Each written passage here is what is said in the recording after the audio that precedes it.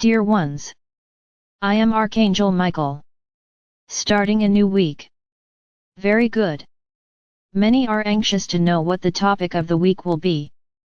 It will be a very interesting subject, which many have already asked me about, and I said I would explain it a little better. So let's go. I'm going to start talking about geometry. But my Archangel, what does geometry have to do with our history? All. Geometry has everything to do with its history, with the history of the universe. Anyone who has already delved deeper, who knows some geometric symbols, knows that they are perfect. I'll give some examples here. The pentagram is one of them.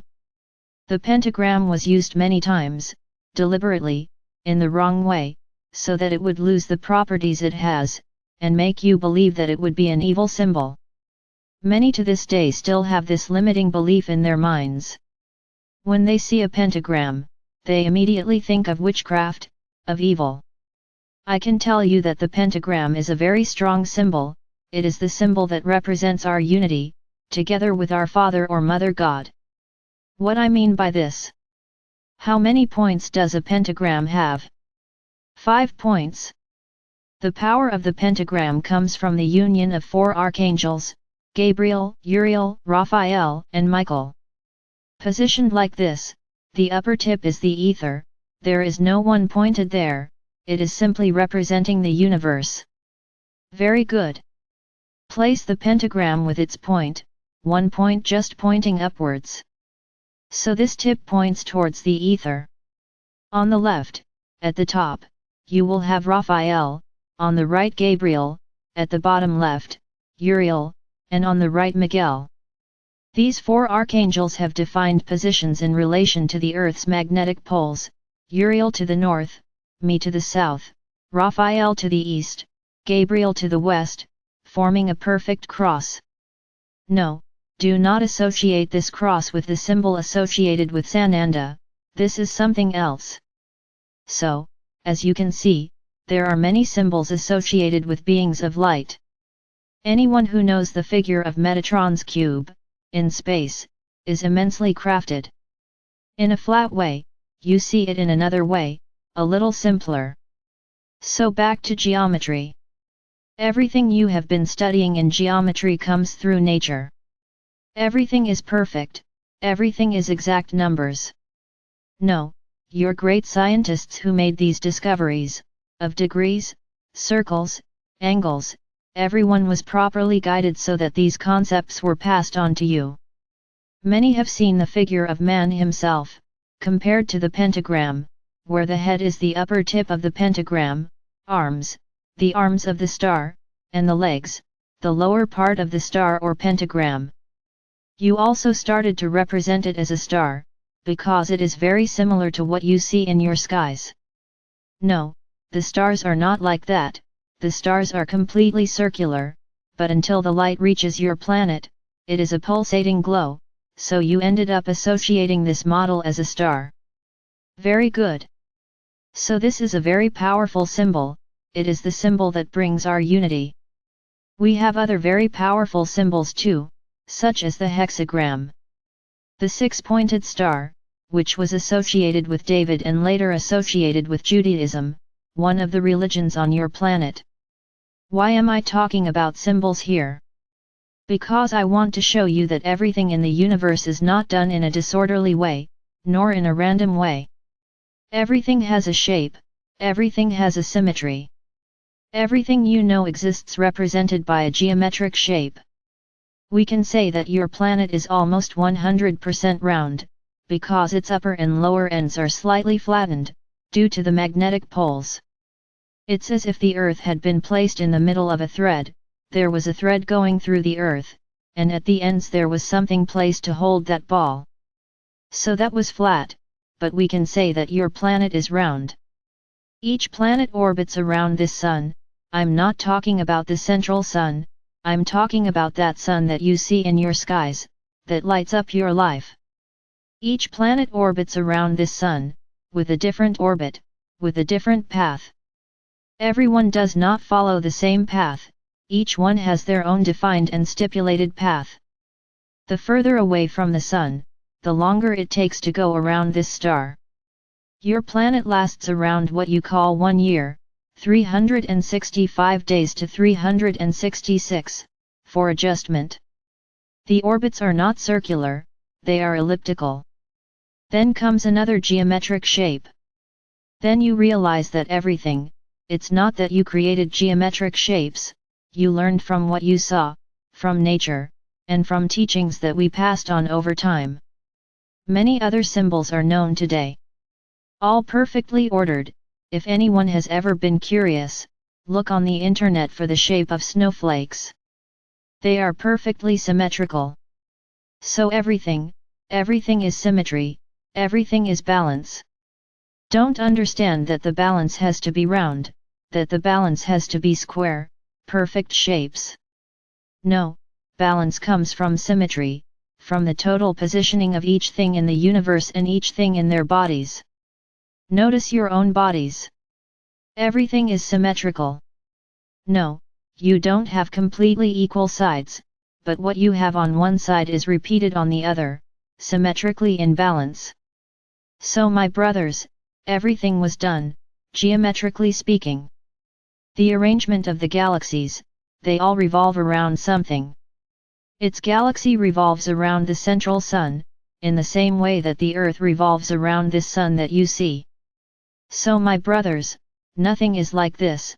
Our Father or Mother God decided to create something and throw it into space, and let's see where it goes. This isn't a game of billiards, which he plays, and where will this planet or this star end up? No, it is not like that, my brothers. Everything is very well defined. Everything is very well strategically placed. But why am I saying all this? Nobody is understanding anything. Shall we learn mathematics now, Archangel? No, no one here is going back to school to take a math test. I just want to talk about sacred geometry. I want to demonstrate to you that everything has a purpose, that everything is very well planned, everything is very well studied, before being created by our Father or Mother God. How important is it for you to know a symbol? As I said a moment ago, the pentagram has immense strength, because it represents the union of 4 archangels. For what purpose? Bring balance to that soul. At that point, it doesn't matter where the pentagram is used. So, I want to show you the following. Often, you see certain symbols, certain figures, find them interesting, and start using them. As I said, this past weekend, getting tattooed with these symbols, without even knowing what they mean. This subject is long. I'm starting very slowly. So, I'm going to draw your attention once again. A figure is the representation of something. So that there has power, it is not a simple scratched paper, that has power. So when you like to draw flowers in your notebooks, make drawings of stars, what do you put there? They include the sweetness of flowers, peace, because flowers represent beauty, represents friendship, love, harmony. Yes, flowers are often used during sadness, when saying goodbye to someone, but their greatest potential is beauty. When you draw a star, you are bringing the light. Indirectly, when you draw a star, you draw the pentagram and bring our strength. What's the difference between drawing a star and a star surrounded by a circle? There is a difference, because the star is constantly dissipating that light. When you draw the pentagram, surrounded by a circle, you are condensing that energy within that circle, making that star much more powerful, that representation of us.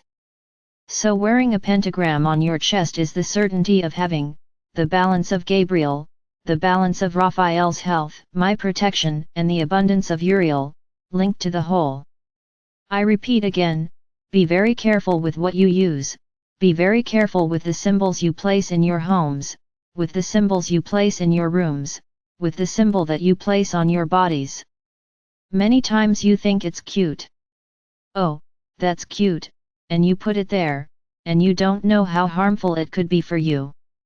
I'm saying evil, not malignant, malefic, because it may attract bad energy to you, imbalances. So my brothers, the figure, a drawing, a photo, are not lifeless things, they are not things without power, no, they have power, because they are representing something.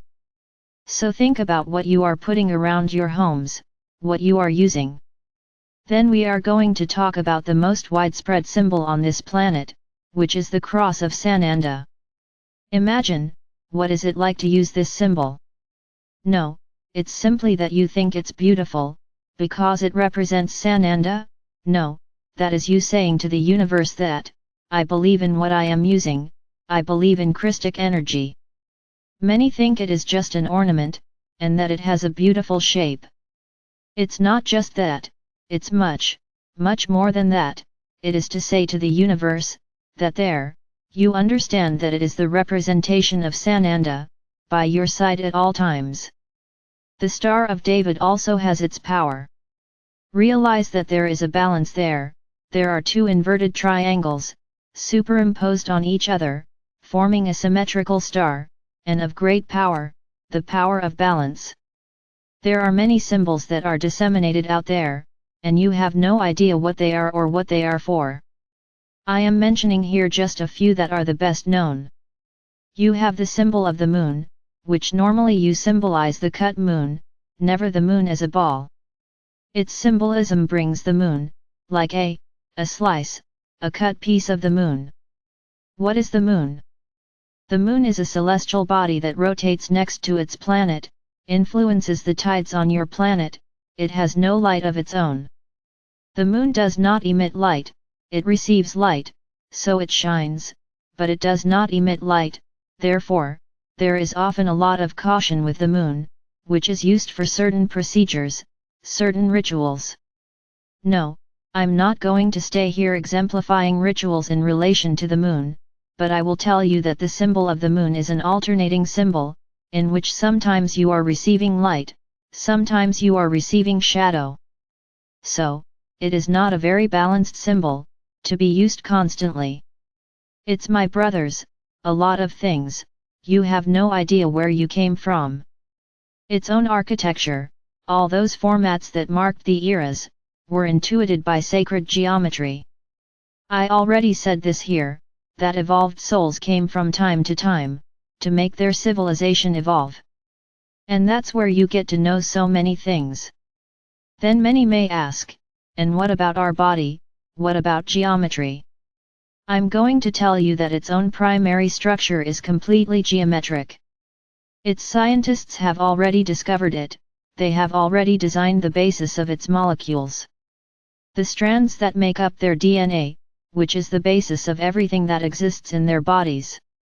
More geometry. And from there, all their bodies are created, from the union of two cells, which merge and begin to generate a new being, a new outfit. Very good. Do souls have representation? How would I draw a soul? How would I draw myself? Firstly, given my size there would be no way, but as I am pure energy, you can imagine it as a big star, not with just 5 points as you draw, but like a big star, with many points. Imagine, in the color of crystal clear white light, very similar to these lights you see today. Not the yellow ones, the white ones. It's not the same, but it's very similar. So drawing me would be practically impossible, but thinking about Alma, does Alma have representation? If everything is geometry, what is soul? The soul is energy, it is an energy with consciousness, exactly like us, but with another function, the function of evolution, so she needs to get a look so she can evolve. But what is this soul like? Is it a star? How would you draw this soul? Remember, the soul, it is subdivided into several pieces. Remember the octopus?